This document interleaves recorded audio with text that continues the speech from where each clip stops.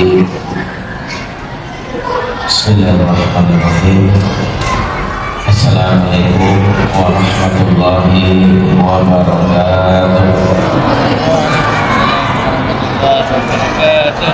Alhamdulillah, assalatu wassalamu ala rasulillah wa ala alihi wa sahbihi wa mawala.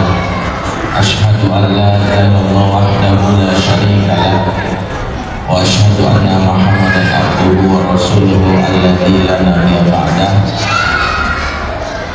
Rabbana atina min ladunka rahmah wa hayyi lana min amrina rasyada. Rabbi shrah li sadri wa yassir li amri wahlul 'uqdatam min lisani yafqahu qawli wa ba'du. Ikhwatal iman a'azzakum jami'an, yang kami melakukan hari para pimpinan dari sekolah Amal, ada Ibu Budina, Ibu Susi, Ibu Desi, juga yang lainnya para kepala unit dari TK, SD, SMP, SMA, juga buat semuanya ayah dan bunda para peserta seminar yang diadakan oleh Fatherman bekerjasama dengan anak Islamic School, dan tentu juga buat anak-anak semua yang hadir di kesempatan kali ini. Anak-anak ini sepertinya butuh fasilitas belajar ya, karena mereka mau berkumpul, nggak ada kegiatan karena mereka sepertinya harusnya ada yang memfasilitasinya, tapi nggak apa-apa. Tapi Bapak Ibu semua, akhirnya anak-anak kita tetap kita muliakan, kita hormati, kita tetap ingatkan mereka berada di majelis ini. Dan kalau mereka merasa bosan, silakan mereka lakukan aktivitas. Tapi kalau mereka sudah mulai berteriak, sudah mulai bersuara, menangis, orang tuanya bisa menenangkannya dulu di luar. Kalau sudah tenang, bisa lagi dibawa ke dalam. Dan itu hal adab yang kita berikan kepada anak kita. Dan anak-anak kita juga mudah-mudahan ada guru yang memfasilitasi untuk ada kegiatan sehingga mereka terarah aktivitasnya. Dan hari ini kita berdoa buat diri kita semua dan buat anak kita, semoga Allah berkahi kita semua yang hadir, dan semoga kita semua diperkenankan untuk masuk surga bersama-sama semuanya. Amin ya rabbal alamin.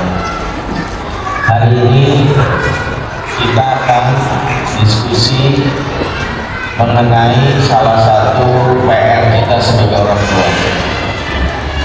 Menjadi orang tua, mendapatkan amanah yang amanah ini tentu akan menjadi jalan pintas kita. Sukses menjalaninya bisa membawa kita ke surga, bahkan didoakan oleh anak kita mendapatkan surga tertinggi.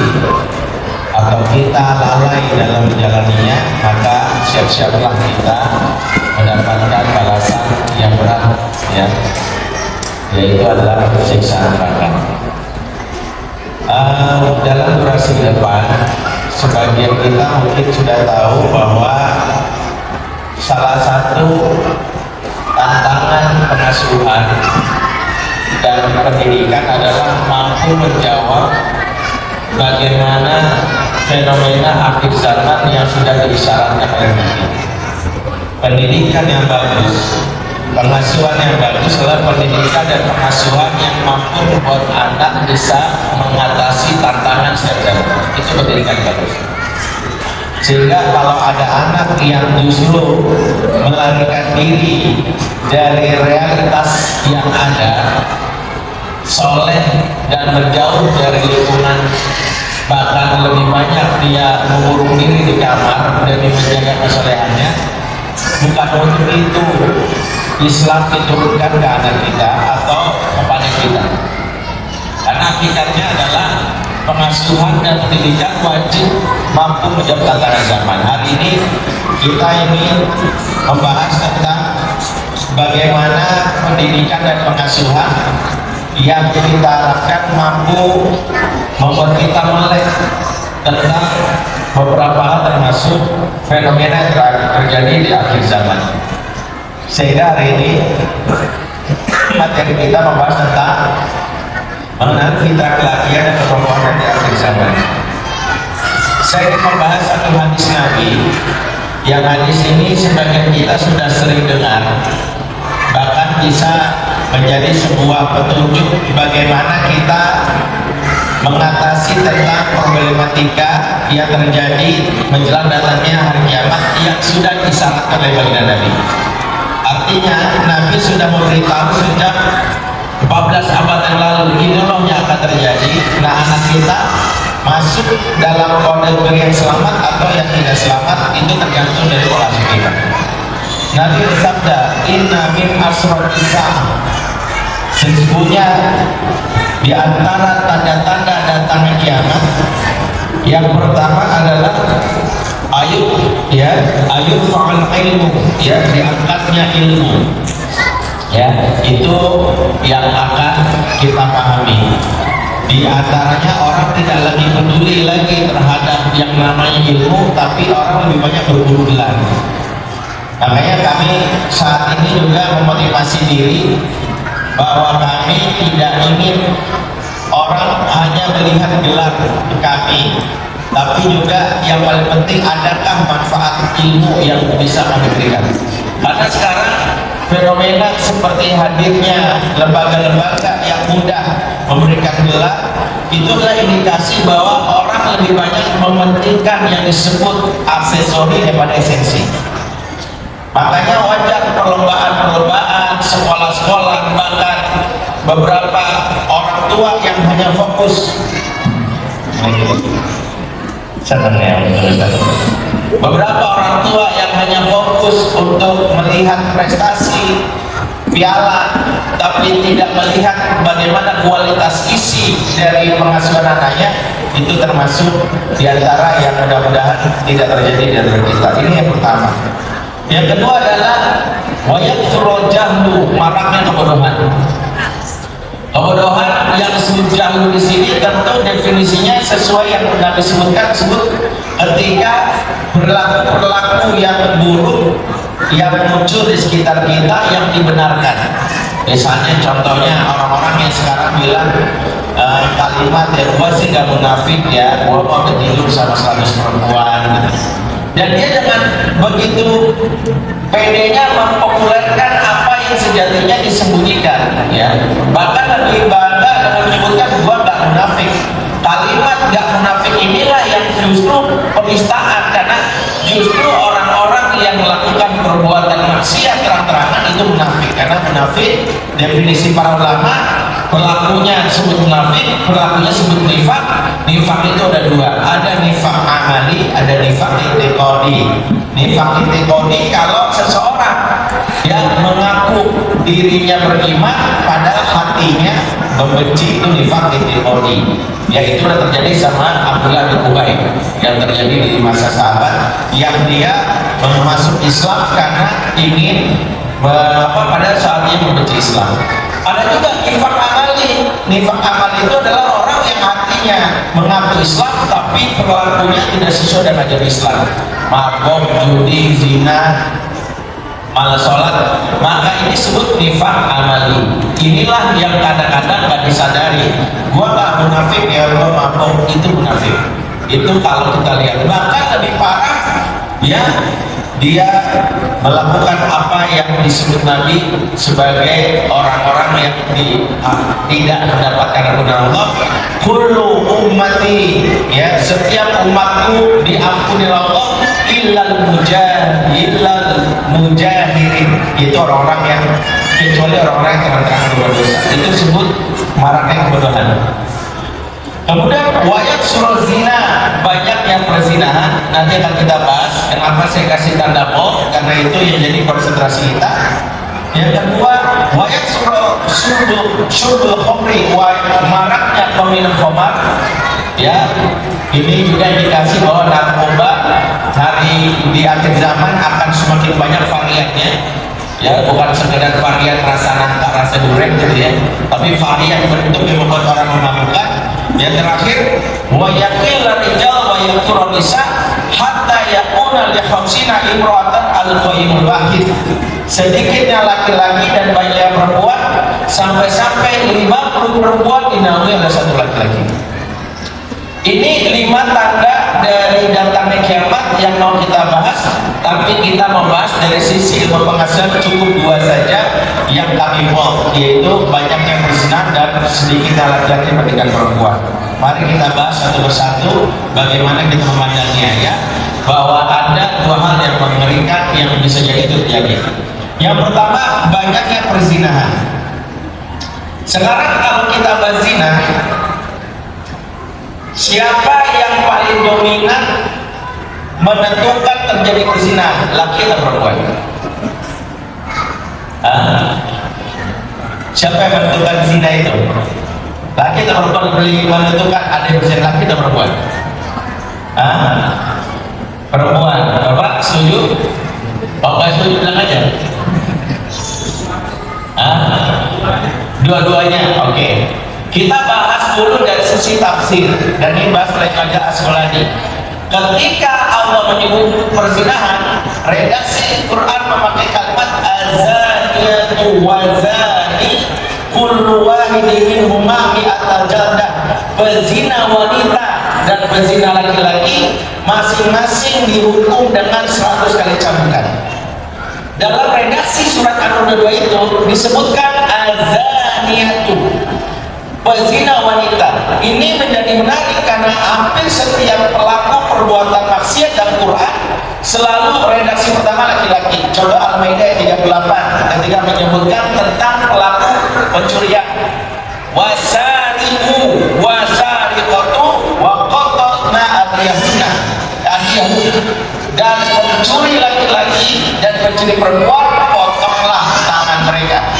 Ketika mencuri Allah sebut kalimat wasariqu, tapi untuk pezina wasariqatu. Ini tidak mungkin tidak ada makna. Makanya Ibnu Hajar Asqalani mengatakan ketika berbicara zina, yang paling berperan pada zina justru perempuan. Itu menurut para ulama. Kenapa? Bukannya laki-laki nafsunya tinggi, Ustaz, bahkan secara konsekuensi laki-laki di bagian hipotalamus yang lebih tebal daripada perempuan, yang indikasikan laki-laki sangat haus akan seks, sehingga balasan surga selalu terkait dengan kebutuhan tertinggi dari manusia. Kalau laki-laki disebutkan lebih banyak terhadap seks, maka ada 70 dari ke perempuan lebih banyak kebutuhan akan properti. Makanya perempuan biasanya dapatnya perhiasan dan rumah, karena wanita paling butuh perhiasan dan rumah, ya, dibandingkan seks. Makanya doanya Asia pada saat dia dalam hal ini menghadapi Firaun, dia cuma minta kompensasi dari apa yang dialami oleh Firaun adalah Robbi ibnili indaka baitan fil jannah, ya Rabb, bangunkanlah di sisimu istana surga untukku. Sehingga para ulama mengatakan hampir setiap doa-doa yang atau balasan surga menunjukkan fitrahnya kebutuhan dasar. Kalau laki-laki fitrahnya butuh seks, makanya sudah dari perempuan fitrahnya butuh rumah, butuh perhiasan. Makanya laki terbaik adalah yang mikirin cari rumah yang banyak buat istri yang baik yang memenuhi kebutuhan sahabat suami. Kira-kira begitu kalau kita mau bahas. Tapi kita nggak bahas itu. Nah, pertanyaannya, kan laki-laki seksnya tinggi, berarti dia zina. Betul, tapi zina itu kata Ibnu Asqalani atas izin wanita. Kalau tidak ada izin wanita, namanya bukan zina. Satu, perkosaan, dua, pelecehan. Sehingga maraknya perzinahan itu lebih tepatnya akibat wanita yang mengizinkan dirinya, akibat rusak fitrahnya, sehingga dia bahkan yang menggoda dan memulai terjadinya bagaimana perzinahan itu muncul. Lelaki syahwatnya tinggi, wanita mengiyakan bahkan mencoba untuk merayunya. Disitulah fenomena yang akan terjadi dan kesalahan. Dan hari ini kita disodorkan fakta yang mengerikan, karena BKKBN sudah melansir risetnya, 60% anak perempuan di Indonesia umur 16 sampai 17 tahun tidak lagi merawat. Ya, data-data ini membuat kita menyadari apa yang membuat ini terjadi. Salah satunya ada ada fitrah keperempuanan yang hilang, dan ini nanti akan kita bahas, karena fitrah inilah yang membuat hari ini banyak yang berzina, dan itu akibat ortu dan pendidik yang tidak mampu menjaganya. Di antaranya adalah fitrah wanita itu disebut al-muru'ah. Wanita dalam bahasa Arab disebut al-mar'ah, dari kata al-mar'ah itu ada al-muru'ah. Apa itu al-muru'ah? Itu kehormatan diri. Kehormatan diri wanita itu diperoleh lewat dua sifat. Satu, sifat malu. Dua, sifat tegas. Malu dalam konteks hari ini justru dimusuhi oleh hampir semua pendidik orang tua. Jangan malu. Maaf, malu bahkan kita anggap sebagai hal yang negatif. Ustaz, gimana sih caranya Ustaz? Anak saya perempuan malu. Saya pun Masya Allah. Nabi katakan al-haya la yati illa bi khair. Malu itu tidak datang kecuali pasti baik. Tapi kan kalau malu itu jadi buruk, no, ibu salah mendefinisikan malu. Malu itu kata Nabi pasti baik, tapi kita salah mendefinisikan rasa malu. Contoh, saya ingin bahas sebentar. Selama ini kita tahunya apa? Malu itu lawan katanya apa? Nah, berani. Kalau malu dan kata berani, saya tanya balik, berani baik atau buruk? Baik, berarti malu itu buruk. Makanya kita bilang jangan malu, harus berani, karena berani baik. Berani itu bukan malu, berani itu lawannya takut. Apa lawan kata malu? Nggak malu, sama. Berani juga nggak berani. Saya juga tahu itu. Kamus bahasa Indonesia kan pelajari itu, malu itu lawan kata nggak berani. Oke. Laki itu lawan katanya nggak perempuan, nggak laki gitu. Oke, lawan kata malu apa? Lawan PD itu bukan malu, PD itu lawan kata minder. Kalau PD kan positif, minder yang negatif. Maka malu itu kenapa sih positif? Karena kita selalu nggak tahu malu itu lawan katanya adalah binal, ganjen. Dan hari ini kita sulit membedakan mana anak yang binal, mana anak yang pede.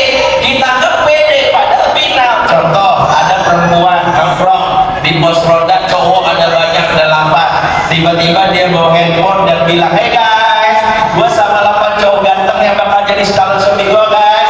Ini kayaknya yang paling jago gombal itu mana? Nanti akan jadi cowok pilihan guys ya. Sebagian kalau dia pede, no, binal. Saya kalau punya nomor itu saya marah. Malu lah, itu laki-laki kamu goda, di mana kehormatanmu? Tapi orang kali ini pede banget, itu hilang sehingga zina terjadi. Kita lah yang membunuhnya. Sifat malunya nggak ada, sehingga dia berjilbab, nggak ada software rasa malu. Ingat, ibadah itu ada hardware, ada software. Kita itu 0 sampai 7 belum ada kewajiban ibadah, karena Allah ingin menginstal softwarenya. 7 tahun ke atas hardwarenya. Perintah sholat, dia akan bisa sholat tanpa harus disuruh kalau softwarenya namanya syukur. Makanya Nabi walaupun dijamin surga, sholatnya luar biasa.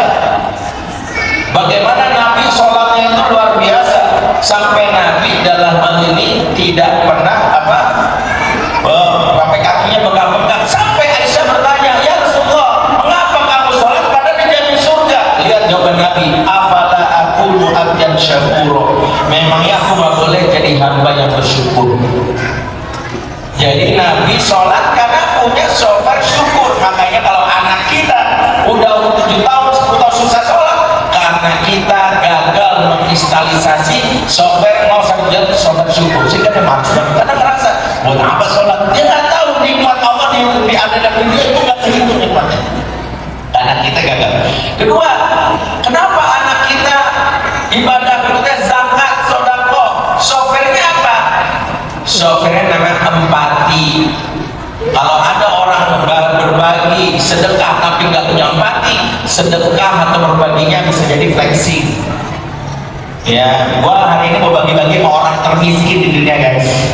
Gua akan bagi-bagi, malu gua kan hari ini gua dapat per bulan ada 1 triliun gitu ya. Gua bagi ya guys. Dia berbagi tapi nggak nempati, maka hanya flexing yang GR. Maka ada orang berbagi sampai disuruh ngantri semuanya di depan rumah dia, semuanya wajib salam-salaman di posting di Grab. Bukan berarti nggak boleh, tapi apakah tidak orang-orang yang dalam hal ini tidak merasa dirinya direndahkan, dia jatuh, dia ngeliat aduh gitu. Dan itulah kenapa ada software sekali ibadah, termasuk kita nyuruh anak kita berjilbab tapi nggak punya software rasa malu. Akhirnya dia berhijab, dia posting sesuatu goyang-goyang, sehingga muncullah lagu-lagu seronok yang pakai ibu-ibu berjilbab yang lagi populer sekarang. Dia nggak punya rasa malu. Maka ini kita bahas tentang mengapa di antara konsep pendidikan adalah bagaimana menjaga fitrah. Nah, fitrah yang nanti akan kita pelajari ada 7 bagi perempuan dan 7 bagi laki-laki. Itu nanti ada di kelas Zoom atau di e-course yang akan Bapak Ibu bisa akses. Mungkin ini yang pertama, ini tentang anak perempuan kita. Oke. Jadi hadis tentang zina ini terkait dengan bagian perempuan. Baik, sekarang kita bahas hadis tentang yang berikutnya, sedikitnya laki-laki dan banyaknya perempuan. Wa yakil rijal wa yakturun nisa hatta yakuna li khamsina imratan al-qayyimul wahid. Hadis ini pasti sudah pada populer, paham bahwa di akhir zaman perbandingan laki-laki sama perempuan berapa? 1:50, ya kan? Dan hadis ini seringkali disalahgunakan bapak-bapak untuk membenarkan niatnya mau poligami, ya kan? Itu kan yang nggak mau kan? Ya kan? Sampai bilang, tuh 1:50, 1 nilai 4 aja, 46 nggak ada jodohnya. Maka bapak ini menyelamatkan yang 4. Itu yang bapak mau kan? Ya, jujur. Pertama, benarkah pemahaman ini? Kalau harus kita pahami, para ulama ketika membahas tentang zaman selalu mengatakan hadis tentang zaman adalah kalimat Nabi yang istihadi. Apa itu istihadi? Dia itu tidak bisa ketahui makna aslinya kecuali setelah kejadian. Sehingga Ibnu Hajar ketika mengatakan apa maksud hadis tentang zaman, beliau mengungkapkan bahwa sedikitnya laki perempuan itu adalah bisa jadi maksudnya nanti akhir zaman akan jadi malhamah kubro, laki-laki akan banyak berperang, ketika berperang banyak yang meninggal sehingga berbandingnya 1:50. Ini pendapat pertama dan kita boleh percaya ini bahwa nanti, makanya kalau dia mau poligami nanti setelah perang, kalau malhamah kubro bukan sekarang kan tidak tepat. Itu pertama ingin saya sampaikan. Boleh Ustaz pakai dalil, boleh, tapi tidak sekarang. Yang kedua, ulama yang lain mengatakan, termasuk misalnya Imam Fakhruddin Ar-Razi, ketika Nabi pas akhir zaman dihitungkan dari awal Nabi diutus sampai datangnya akhir kiamat. Nabi itu disebut Nabi akhir zaman. Sehingga ketika Nabi mengisyaratkan bahwa laki-laki jumlahnya sedikit, perempuan banyak, pahami dulu konteksnya. Apakah betul itu terjadi hari ini? Sekarang kita cek data dulu. Data terbaru yang kami kumpulkan dari BPS dari tahun 2004, jumlah penduduk Indonesia 288.477.554, laki-lakinya 142.500 sekian, perempuannya 139 juta sekian. Oke, dalam statistik hari ini laki-laki atau perempuan banyak mana?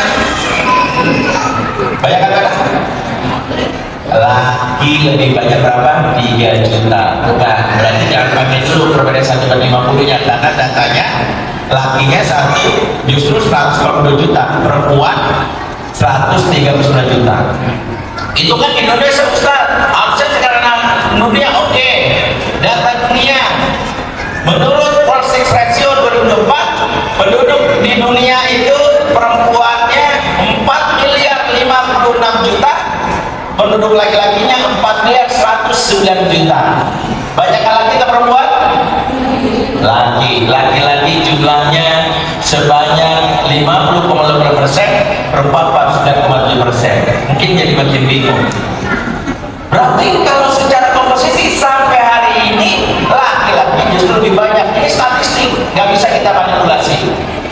Berarti gimana hadis tadi? Jangan-jangan tadi salah? No, nggak boleh kata salah. Hadisnya sahih. Wa ma yantiqu anil hawa in huwa illa wahyuha. Dan tidaklah menjadi diucapkan Nabi berdasarkan hawa nafsu, melainkan berdasarkan wahyu. Sehingga memahami hadisnya itu yang bisa jadi keliru. Sehingga muncullah yang disebutkan Pak Razi, pemahaman yang benar tentang hadis akhir zaman tadi. Apa? Ternyata ketika Nabi mengatakan sedikit lagi, Nabi pakai kalimat wayakillar rijal. Wayakillar rijal itu artinya rijal itu jamak dengan kata rojul. Dan ketika Al-Quran menyebut laki-laki dengan rijal atau rojul, Allah ingin membahas bukan tentang fisik, tapi membahas tentang sifat laki-laki. Jadi yang dimaksud hadis ini bukan tentang fisik, karena kalau fisik laki-laki, Quran itu nggak pakai kalimat rojul, tapi dakar atau dukur. Contoh surat Al-Hujurat ayat 13. Ya ayyuhan nas inna khalaqnakum min dzakari wa untha. Wa bisa kami ciptakan kamu dari dzakar dan untha. Dzakar itu fisik laki-laki, untha fisik perempuan. Allah kata surah Asy-Syura 49 ketika memberitahu tentang Allah berkehendak memberitahu anak laki perempuan, apa kata Allah? Yahabu liman yasha'u inatha wa yahabu liman yasha'u dzukur. Allah berkehendak memberi kamu anak perempuan dan berkehendak memberi kamu anak laki-laki. Apa maksudnya? Justru Quran kalau bahas tentang fisik tidak pakai kalimat rojul atau rijal, tapi syukur. Sehingga disinilah pemahaman yang disebutkan kepada Razi ketika Nabi bilang wayakillar rijal, bukan tentang fisik laki-laki yang hilang sedikit. Waduh, laki-laki sedikit ya, jumlahnya sedikit, perempuan banyak, harus poligami semua. Bukan. Justru yang menjadi PR hadis ini memberi syarat laki-laki itu hari ini fisiknya banyak tapi sifat kelaki-lakiannya hilang. Sehingga kalau disimpulkan jumlah laki-laki dan perempuan itu 1:50, maka kesimpulan yang mudahnya adalah di akhir zaman itu satu laki-laki sejati, 50 sisanya bencong. Mungkin banyak yang nggak percaya, masa sih Ustaz kemana gitu? Oke, makanya kita lihat faktanya, fakta berikutnya. Inilah laki-laki zaman now. Yang pertama, sudah banyak populasi grup WhatsApp anak SD pencinta sesama jenis. Sudah ada di Pekanbaru sejak tahun 2023, dan kami melakukan investigasi sampai kami tahu di Facebook sudah ada komunitas santri LGBT. Membernya 7.000 itu tahun 2003 akhir. Saya kebetulan konsultan di lembaga peduli sahabat, lembaga yang concern perbaiki mitra seksualitas orang, yaitu LGBT. Dan kami melakukan investigasi, sudah kami temukan di beberapa pesantren sudah muncul yang namanya komunitas yang disebut santri LGBT, dan mereka punya kebenaran. Kami juga telusuri di tentara sudah ada, di beberapa dada. Itu satu contoh, tapi ini bukan tentang gay, bukan tentang laki-laki suka sama jenis, tapi sifat laki-lakian itu bisa kita lihat dari perilakunya. Lihat contoh sekarang laki-laki yang bertulang lunak, ya, lelaki presto ya, bertulang lunak, dan tulang lunak itu kan presto orang. Kemudian lelaki yang tidak menafkahi. Saya tadinya pengen ngasih contoh salah satu video yang sempat viral di TikTok. Ketika ada mahasiswa lulus tanya, mudah-mudahan bukan anak bapak laki-laki, apa tipe istri idaman kamu? Aku pengen punya istri yang cantik, seksi, bisa mengurus anak, melayani diranjak, bisa mencari duit, bisa benerin genteng, atap rumah, bisa benerin listrik, anti kesetrum, nyetir mobil, nyetir motor. Begitu ditanya, kalau istri kamu nggak bekerja nanti gimana? Oh nggak amat, masa dia mau enak-enakan aja menikmati kesuksesan gua? Perhatikan kalimatnya, laki-laki ini nggak mau istrinya nggak bekerja, sehingga bekerja selalu menjadi syarat kalau menikah sama gua wajib kerja. Sadarkah kita ini bagian yang menghilang-hilang dari fitrah laki-lakian, di mana fungsi penafkahan sekarang sharing. Lu bagi dua ya, lu yang bayar rumah, lu bayar ini, gue yang bayar ini. No. Disitulah nanti kita bahas fitrah teman Oam. Makanya dalam poem itu nanti kan kita bahas ar-rijalu qawwamuna 'alan nisa bima faddalallahu ba'dahum 'ala ba'din wa bima anfaqu min amwalihim. Tafsir Ar-Razi mengatakan ini. Pertama, setiap bayi laki-laki sejak lahir punya fitrah al-qawamah. Langsung ada kuat. Dalilnya apa? Bima faddalallahu ba'dahum 'ala ba'din. Ini beliau sebut namanya al-qawam bil mauhibah, kekuaman yang terinstal. Cuma baik. Kalau kekuaman ini dididik dengan benar oleh orang tuanya, dia ikut ya ini promo ya, ikut e-course atau dia belajar ilmu pendidikan laki-laki, nanti bukti kekuamannya adalah wa bima anfaqu min awalihim. Ini disebut namanya al-qawam bil kasbiyah, kekuaman yang dibuktikan dengan penafkahan.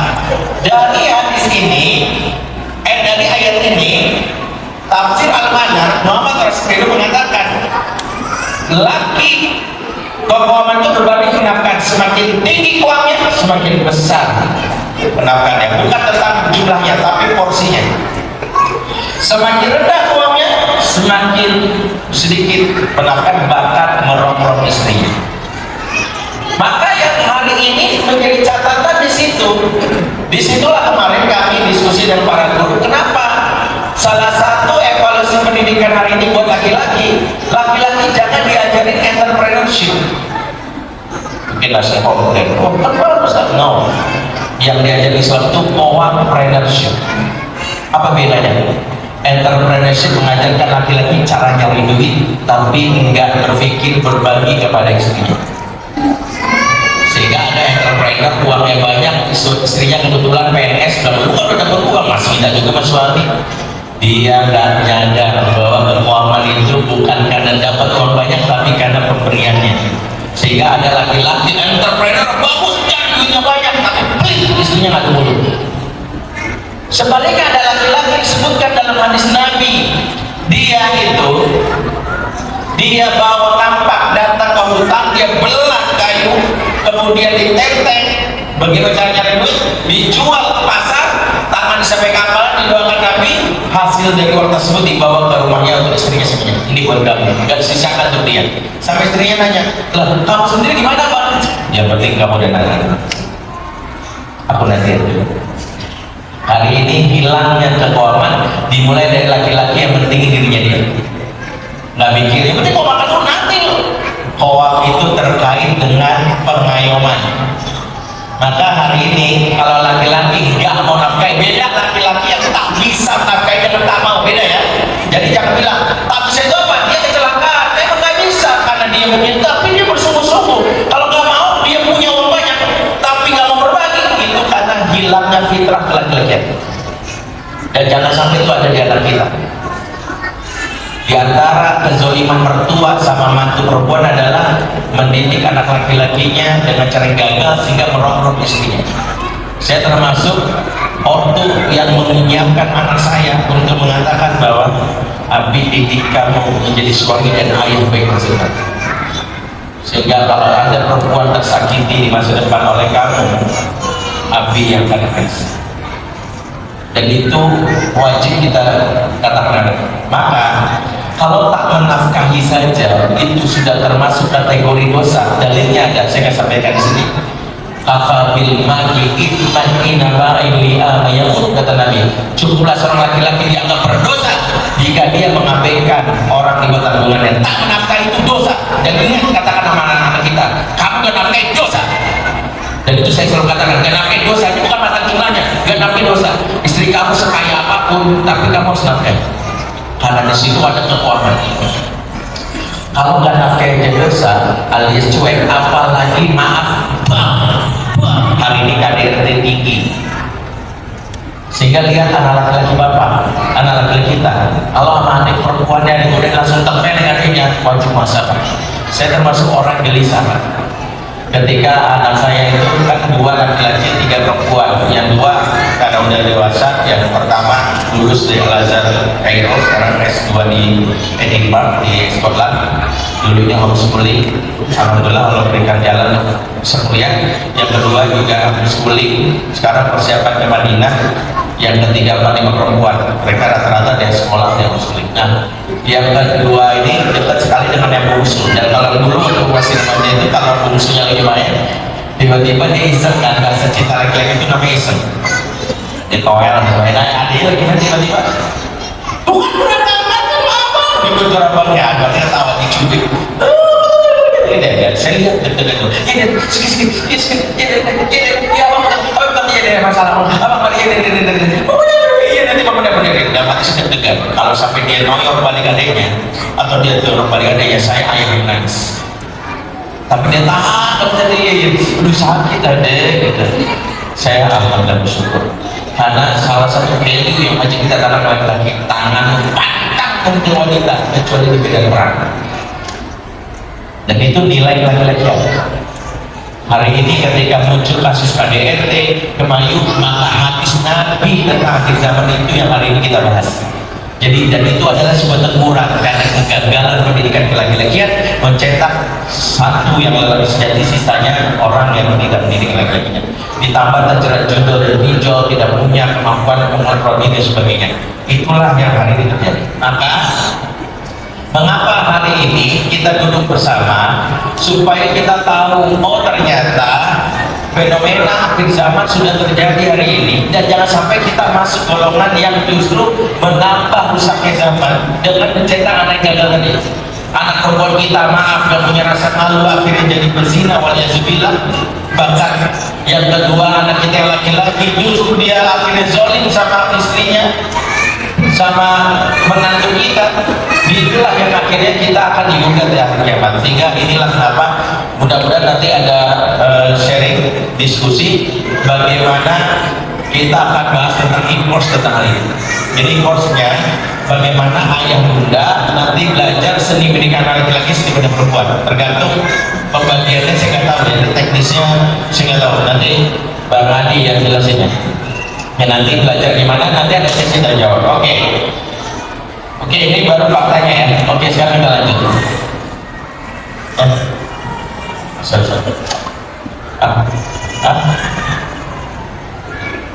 Oke, mari apa fitrah laki-laki dan perempuan yang menjadi usaha kita tumbuhkan, dan ini tersebar di dalam dalil bahwa ada 7 fitrah laki dan 7 fitrah perempuan yang harus kita kenali, dan itu harus kita centangkan. Kami juga kerjasama dengan sekolah. Insya Allah sekolah termasuk yang hari ini juga menyesuaikan kurikulum yang sudah digagas dan hal itu menginjek selaras dengan kurikulum ini. Karena diantaranya adalah sekolah hari ini termasuk membantu agar fitrah laki-laki anak kita muncul dan fitrah perempuan anak kita muncul. Nah, pertama kita harus pahami pendidikan laki-laki dan perempuan tidak boleh sama, karena Allah yang mengatakan beda. Walaysa dzakaru ka laki-laki nggak sama dengan perempuan. Salah satu kezaliman itu adalah memaksa sama yang sesuatu dibilang beda oleh Allah. Karena ingat, pembedaan bukan diskriminasi. Jangan ini diskriminasi banget nih. Oh enggak, feminis pada protes tuh. Padahal ketidaksamaan itu bentuk keunikan. Jadi kalau kita nggak sama bukan berarti tandanya kita nggak mandiri, kita mengunikan. Kenapa unik? Sama kayak monyet, maaf, sama ikan. Monyet mereka sama-sama hewan, tapi kan nggak kita bilang kalau monyet sama ikan sama, beda. Nggak boleh kan kita ikan, monyet aja bisa manjat pohon. Nah, saya tidak bisa, monyet bisa. Nggak boleh juga monyetnya. Ya, monyet. Yang itu ikan bisa berendam di laut, nggak mati. Ya lu baru semenit aja udah gelagapan. Gitu ngomongnya, kenapa? Karena mereka pandang berbeda. Maka salah satu kezaliman itu bilang ini, jangan kalah sama laki-laki, kamu bisa. Akhirnya fitrah yang lainnya terbentuk, dipaksa dia. Dan salah satu kemarin ada pertanyaan gini deh, saya baru pulang dari Papua, jadi ini membuat sekarang rumah tangga agak runyam karena perempuan sekarang sudah bikin khawatir. Gini, nah nih pendidikan perempuan yang gagal itu bilang gini, kamu tuh harus mandiri, jangan tergantung sama suamimu. Kamu harus bekerja, karena kalau suatu saat suamimu cerai atau apa, kamu akan bisa menafkahi diri sendiri. Apa yang terjadi sejak awal sudah dibikin prasangka sama suaminya, bahwa semua laki-laki akan berkhianat, semua laki akan selingkuh, sehingga akhirnya relasinya ada relasi yang membuat gua nggak butuh lo. Sehingga disitulah harga diri suami yang namanya pride rusak sejak awal nikah. Yang butuh nikah siapa? Akhirnya gitu.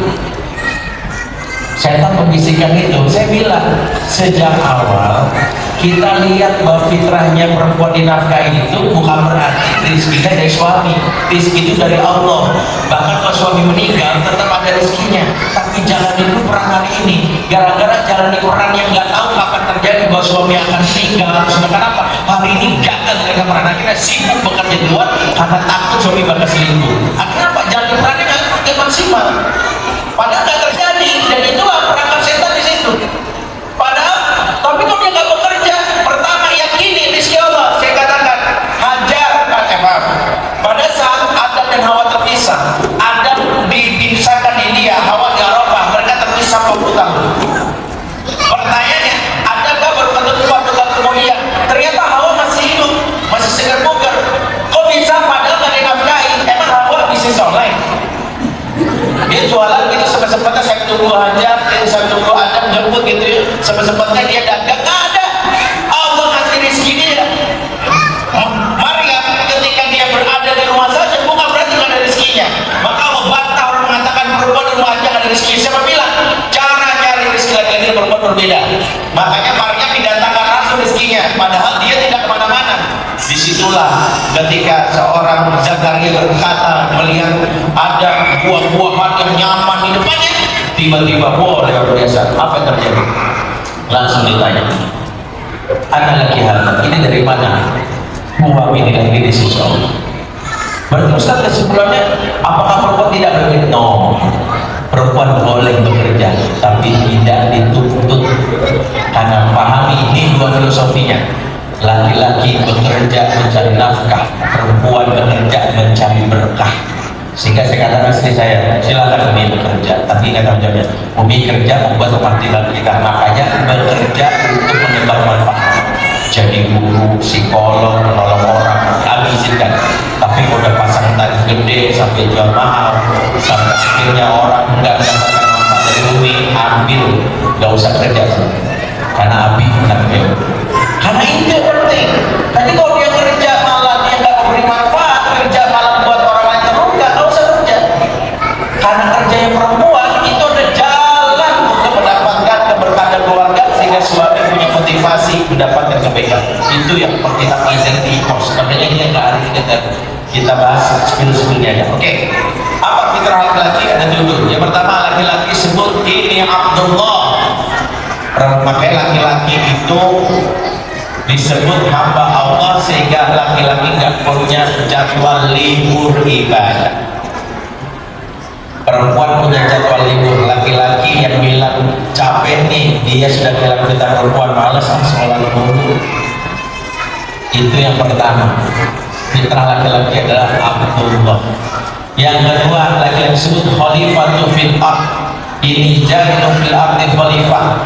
Apa mas khalifah? Laki-laki itu fitrahnya adalah punya kepedulian sama lingkungan. Karena sejak awal Allah ciptakan laki-laki aware. Maka laki-laki kok seneng cinta alam tapi coret-coret diri, hilang fitrah laki-lakinya. Laki-laki aware, ngeh gitu, ih ada sampah, ih bersih. Oh, kalau kita lihat fitrah laki-laki anak-anak Jepang itu fitrah Islam yang dimunculkan. Taman-taman di Jepang itu nggak ada tempat sampah. Saya pertama kali ke Jepang sama bilang ini buang sampahnya di mana? Ketawa mereka. Di sini kami dididik bertanggung jawab sampah masing-masing. Tapi di tempat kita sampahnya ada dibuangnya sebelahnya. Di tong sampah di sebelahnya. Itu sampah di pemungutan kita ini karena mereka nggak punya kepedulian. Sehingga kasus-kasus pencemaran karena laki-laki yang tahu tanggung jawabnya. Makanya saya ubah kalau laki-laki bertanggung jawab bersihin sungai semuanya, itu laki-laki. Laki-laki itu aware sama urusan-urusan kayak gini. Dia nggak mau banyak bikin limbah plastik, dia nggak mau bikin kerusakan itu. Dia tahu bagaimana dia menjalankan tugas khalifatul fil ard. Didik laki-laki kita punya kepedulian itu.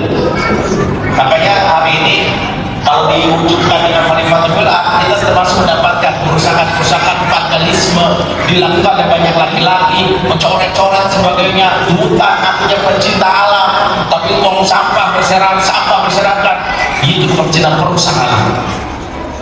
Karena kegagalan yang dia sebut pencinta alam itu sebenarnya hanya sekedar prestise saja. Yang berikutnya, dan laki-laki fitrahnya berpikir. Ya ada senang dan itu dikatakan kalau itu, makanya laki-laki disebut makhluk berpikir. Sehingga disitulah muncul laki-laki sebagai problem solver. Dari situlah muncul keinginan laki-laki menjadi problem solver, memberikan solusi. Sehingga laki-laki nggak boleh keluar kalimat buat nggak tahu. Sehingga indikasi laki-laki yang sudah berfitrah zakar selalu menjauh dari kalimat terserah. Maaf, terserah itu bukan fitrah laki-laki, terserah itu fitrah perempuan. Makanya kalau perempuan ngomong terserah wajar, karena dia memang dilakukannya bagi perasaan laki-laki nggak bisa. Dia harus memutuskan, kecuali untuk hal-hal yang remeh, sekedar makan dan ini adalah terserah. Tapi untuk putusan besar yang sampai ditanya bapak, mas, anak kita dari sini mau pesantren apa sekolah negeri? Terserah mama, nggak boleh. Kita yang memutuskan atau memikirkan, yang memikirkan. Kemudian laki-laki disebut rojul kawin awin. Ingat, laki-laki bahasa Arabnya rojul. Rojul itu dikata rijlun, rijlun itu kaki. Sehingga disebut kaki karena punya dua fungsi. Pertama, menahan beban. Sehingga laki-laki itu harus kuat menahan beban. Dalam bela diri, kalau kaki lemah disekat jatuh, jatuh, maka di situ orang bakal kolaps. Saya waktu pertama kali ikut nge-gym, coach saya bilang gini, apa yang paling otot? Saya tanya, coach, apa otot yang paling yang harus dilatih? Kata dia, kaki, Ustaz. Karena saya buat apapun otot tangan seorang lifter, tapi kaki lemah jatuhnya. Maka itulah laki-laki disebut menanggung beban karena disebut rojul, bukan dia. Sehingga laki-laki kasus ya Agus Buntung ya, dia bisa memperkosa kakaknya karena kakinya kuat, dia bisa menekan. Jadi pelanggaran tentu saja, tapi maksudnya karena kaki itu bukti bahwa yang paling kuat. Sehingga laki-laki sebut kaki karena dia bersikap beban. Sehingga kalau ada laki-laki yang cerita bingung ya, pulang udah capek, istri cerita curhat ada masalah, lagi ipar kita cari kerjaan, begitu mertua kita deposit haji furoda, belum lagi tetangga kita diberi oleh-oleh, aku capek banget gua dicurhatin. No, banggalah lelaki yang sering dicurhatin, tanya lelaki banget. Makanya lelaki terbaik di umat ini adalah baginda Nabi SAW, karena semua makhluk bukan hanya manusia curhat sama Nabi. Bahkan sampai melepak rumah nangis gara-gara nggak dipakai lagi. Onta-onta yang terlibat beban ngadu sama Nabi, karena laki-laki siap untuk dibebani. Sehingga bapak gantian kalau istri gak pernah curhat sama bapak, karena bisa jadi bapak diragukan ke laki-lakiannya. Soalnya saya mau curhat tadi nangis duluan, Ustaz. Daripada dia nangis, daripada dia malah saya yang ngomong mulu. Ya udahlah, saya malas aja deh, gak mau curhat, saya tanggung sendiri. Sehingga itu karena kita hilang fitrah laki-lakiannya. Berikutnya, laki-laki sebut rijlun karena fungsi bergerak. Rojul muharik, makanya kalau punya anak laki-laki itu gak bertahan di rumah, normal, wajib berat. Anak saya laki-laki gerak Ustaz, kayaknya gak bertahan. Memang begitu, laki-laki sebut rojul muharik. Makanya laki-laki itu dari mulai zaman Nabi sekarang selalu aktif di pergerakan.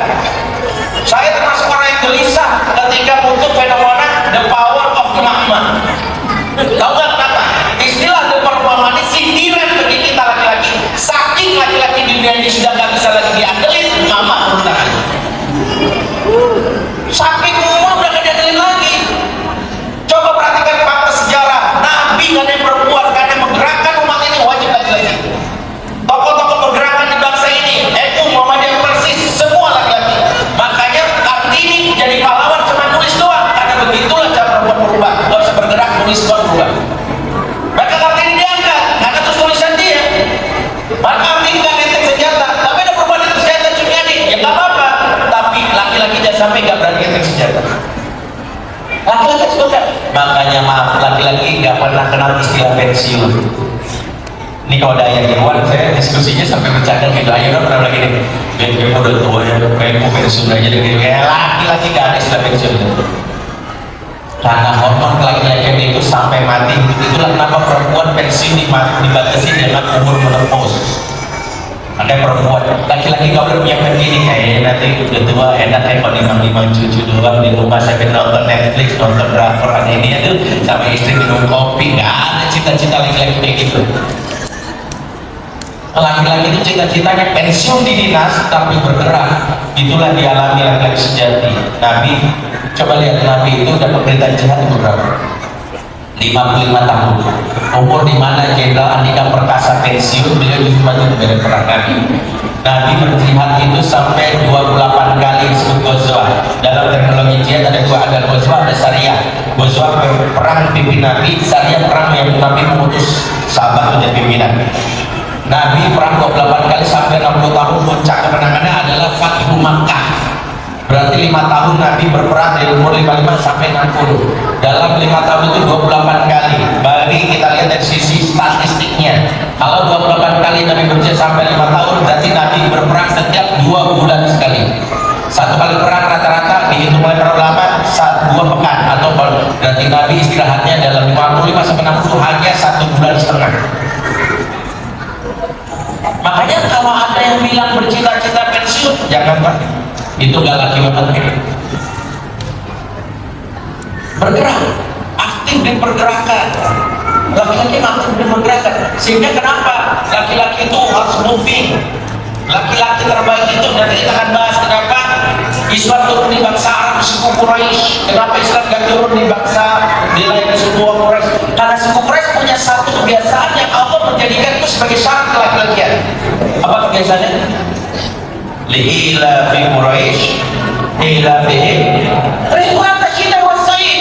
Disebabkan kebiasaan khilaf itu dikata al-fud, al-fud itu 1000, khilaf itu adalah ribuan kali.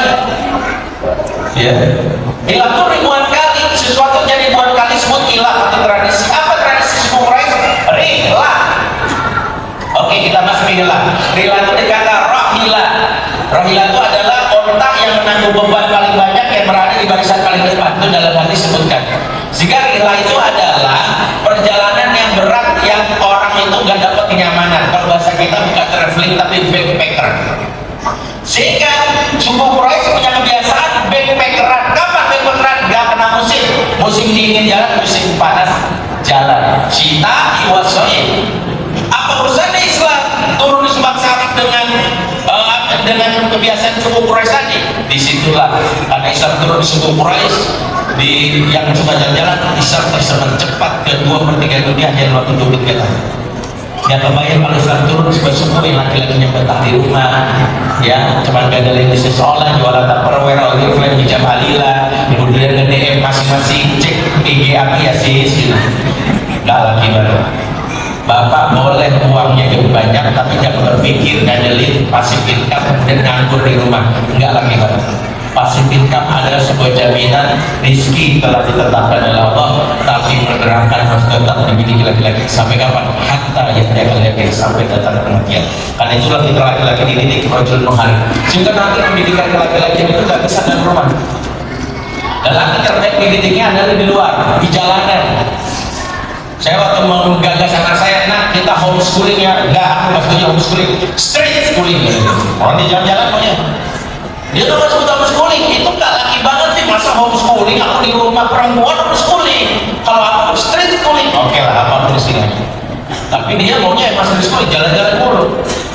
Dan itu memang harus laki-laki begitu.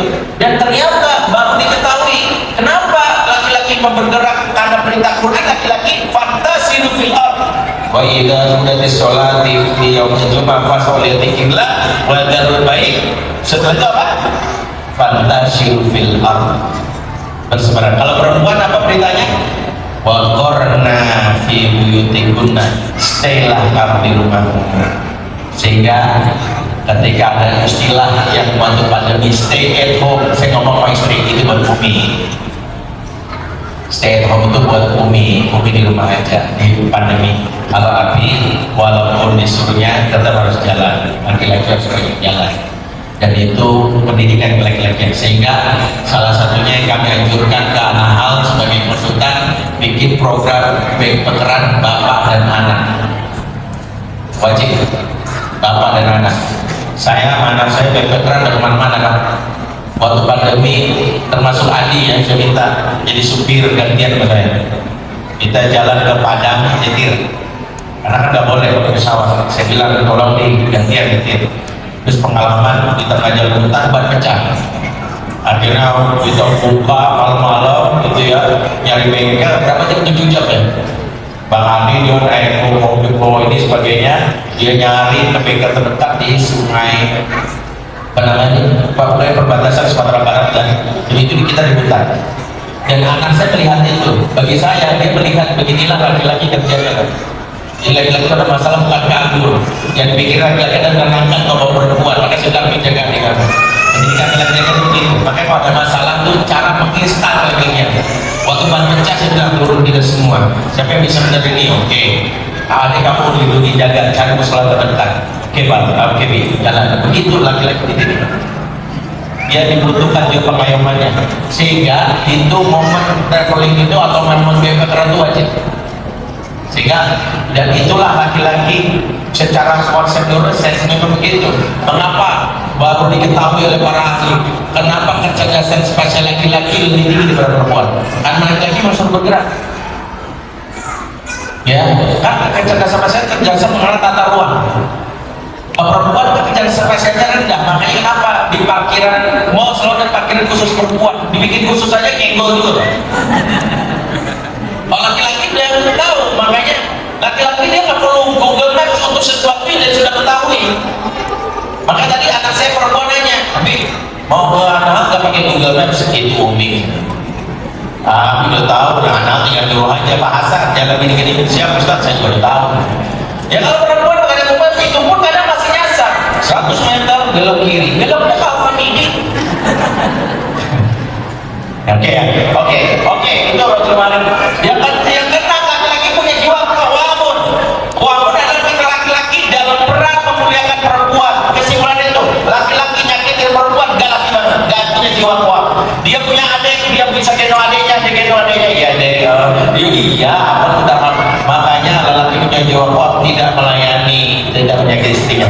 Dan ketika tidak menyakiti istri bukan berarti dia takut istri, no. Karena sudah memposisikan diri kamu dan kamu itu gak sebagai petunjuk kamu, maka laki-laki itu punya istrinya, dia menganggap dia selevel sama perempuan. Padahal Allah bima Allah, karena Allah lebihkan. Sehingga kalau dicubit sama istri jangan dibalas, kita nampak sakit tahu gitu. Jangan begitu, dia tahan, memang begitu. Dan memang begitulah, sehingga begitulah perempuan. Ciri lelaki itu sampai punya jiwa kuat adalah istri yang bebas mengekspresikan perasaannya. Makanya Nabi tidak marah ketika Aisyah bertingkir.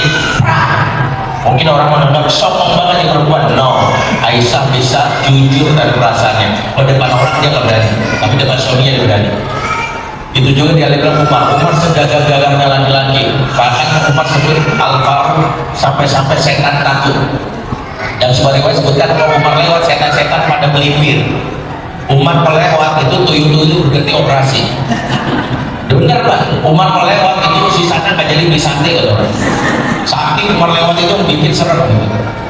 Tapi Umar diomelin sama istrinya, dia nggak melawan. Bukan berarti karena memposisikan diri, saya lebih kuat, saya lebih tangguh. Masa sih melayani perempuan yang marah, nampar lagi, dengerin aja. Oh ya begitu. Maka laki-laki kalau di istrinya mengungkapkan perasaan, dengerin aja dan cukup mengatakan ya beres. Ya. Jangan melayani istrinya, tanda ada posisi lah. Kawam itu memuliakan. Makanya pendidikan laki-laki itu membuat dunia itu damai. Feminisme nggak dibutuhkan karena perempuan dimuliakan. Feminisme hadir karena pandangan bahwa laki-laki itu jahat. Itu hadirnya di Ukraina, perempuan disakiti sehingga muncul perlawanan sama agama. Dia menyangka ke agama Islam seperti itu, yang dia serang itu agama Kristen karena fatwa tentang perempuan itu dijadikan tumbal, bahkan jadi keseseraan kepada dewa-dewi. Itu ada dari pendeta di Eropa Timur, dan dia menganggap gara-gara agama maka perempuan tertindas, maka kita serang agama. Dia nggak melihat Islam cara memuliakan perempuan. Dan itu kalau belajar Islam, kita akan tahu betapa Islam itu sangat memuliakan wanita. Makanya kalau saya bahas ini, saya bisa meyakinkan anak wanita saya, sampai anak wanita saya itu cinta banget. Ya Allah, makasih. Kenapa? Karena saya sampaikan bagaimana sayangnya Allah pada perempuan itu dalam banyak Quran dan hadis. Tapi sayangnya nggak saya sampaikan sekarang. Nanti di kos kita bahas, ya. Di kos itu ada pembahasan tentang indahnya Islam sampai perempuan itu digunakan sampai-sampai Allah nggak pengen perempuan sedih. Kalau ada perempuan sedih langsung dihibur, langsung diturunkan. Kebayang nggak waktu ibunya Nabi Musa sedih karena habis melahirkan, terus ada orang ultimatum, setiap bayi lahir dibunuh oleh Firaun, ditakut bayinya dibunuh, dilarutkan ke sungai Nil. Dan dia nggak tahu gimana kondisi, penting dilakukan, nggak tahu apakah nanti dicatat boya atau tidak, penting jangan sampai ada di rumah, maka nanti kena sidak dibunuh. Tapi hati ibu mana yang tidak sedih? Dia sedih, nangis. Allah jadikan setelah itu Musa ditemukan oleh seorang wanita, yaitu Asia merawatnya, kemudian minta izin kepada Firaun, diizinkan. Setelah itu minta sayembara yang punya air susu untuk menyusui, nanti dibayar. Semua wanita dapat jadi ibu menyusui, ditolak oleh Nabi Musa putingnya, karena Nabi Musa digerakkan Allah hanya menghisap hanya putih ibunya. Begitu ibunya Musa datang melamar, kaget, ini bayi saya, langsung dihisap bagian putihnya, udahlah diketemukan anaknya, dibayar sama negara. Apa redaksi Allah ketika menyebutkan kisah di akhir surat Toha 40? Waroja'naka illa ummika kaitam qarra'aitu mawatahzan. Kami kembalikan lagi kamu kepada ibumu agar dia merasa senang dan tidak lagi sedih. Allah langsung menghibur dan mengatakan, kami mengembalikan kepada ibumu supaya ibumu happy dan tidak lagi sedih. Allah ingin wanita berbahagia, sehingga kehamilan dalam Islam selalu pakai kalimat al-bushra, kabar gembira, kabar gembira. Sebab Allah ingin wanita hamil awal dia digembirakan, sehingga ngidam dalam Islam itu hukumnya boleh. Kenapa? Supaya dia happy, Makanya begitu Maryam dalam keadaan sedih karena dianggap dia hamil berat, dikursiin, dia hamil punya suami. Apa kata Allah dalam surat Maryam ayat 26? Fakuli washrobi wa qur'aina, maka makan dan minumlah kamu dan bersenang-senanglah kamu. Perhatikan, Allah langsung berikan hiburan sama Maryam, makan, minum dan bersenang-senang. Makanya hak ibu hamil itu makan enak, minum enak, bersenang-senang. Ya, bayangkan mulia banget Islam memuliakan perempuan.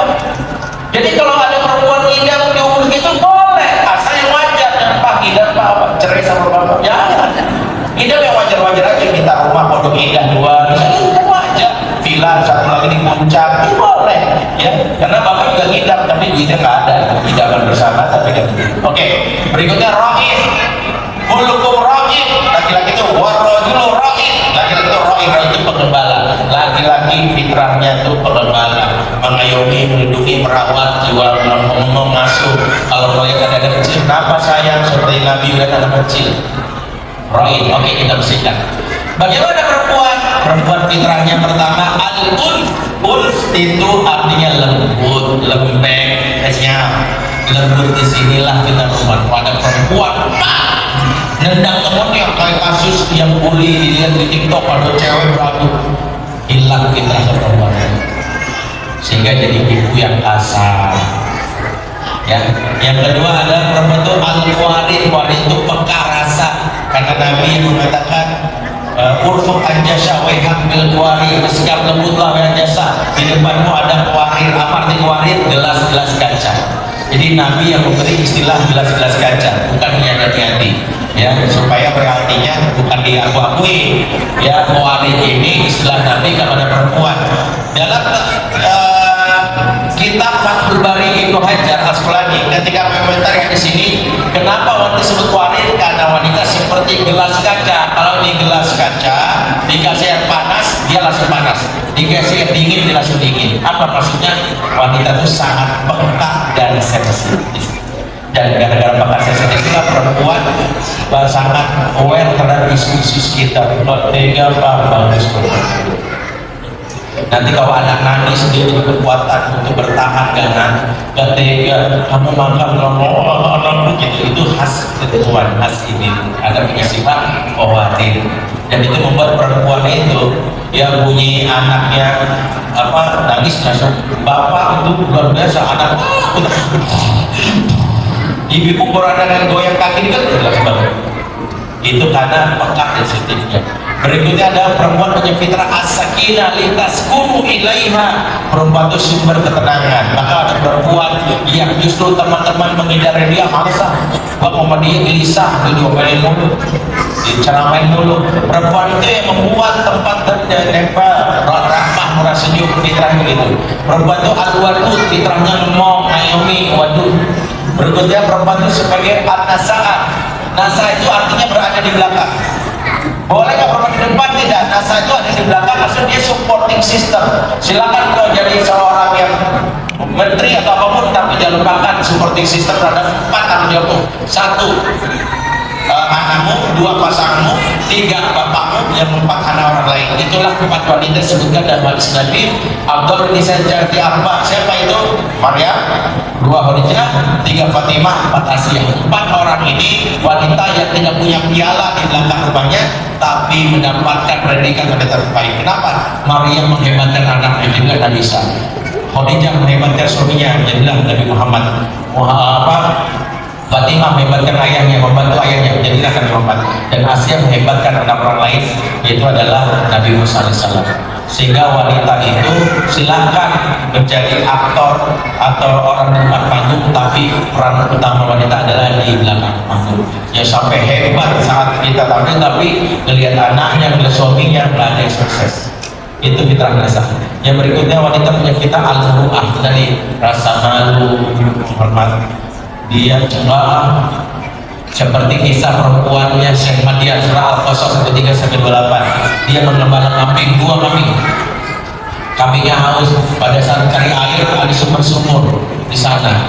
Pada saat itulah Nabi Musa mandi, melihat ada 2 perempuan yang di pojokan sedang menahan kambingnya. Maka Nabi Musa mendekati, bertanya, "Apa tukuma? Kenapa kamu tahan kambing kamu?" Kambing kami ini 2 orang anak perempuan, gak punya laki-laki. Pokoknya sudah laki-laki, bapak kami udah sepuh. Kami mengembalakan kambing kami. Kata Nabi Musa, di sana banyak sumber air, datang aja ke sana. Lihat jawaban dari anak perempuan dari Semadian. Di sana banyak laki-laki. Dia tahu menjaga kehormatan dirinya. Al-Quran semacam sifat tegas ketika ada pegang, seperti kalimat yang disampaikan oleh Maryam saat dia dinyatakan hamil. Ana yaqulu li walad walad yamsasni bashar. Bagaimana bisa aku punya anak sementara tidak satu pun manusia pernah menyentuh aku. Jadi kalau wanita punya sifat tegas dan jaga kehormatannya. Ada perempuan oknum yang bukan oknum, ada perempuan di pesantren, ada oknum guru yang pegang-pegang dia dan dengan bilang, Adam sama guru bla-bla-bla. Kalau dia punya perempuan, nggak mau Pak, kan Bapak bukan malu saya.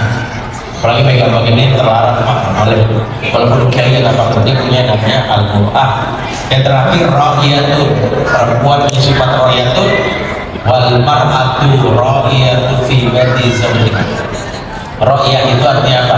Dia menjadi manajer rumah. Bagaimana desainnya rumah, tata letaknya, wanginya, kebersihannya, lipat bajunya, itu manajemen keperempuanan.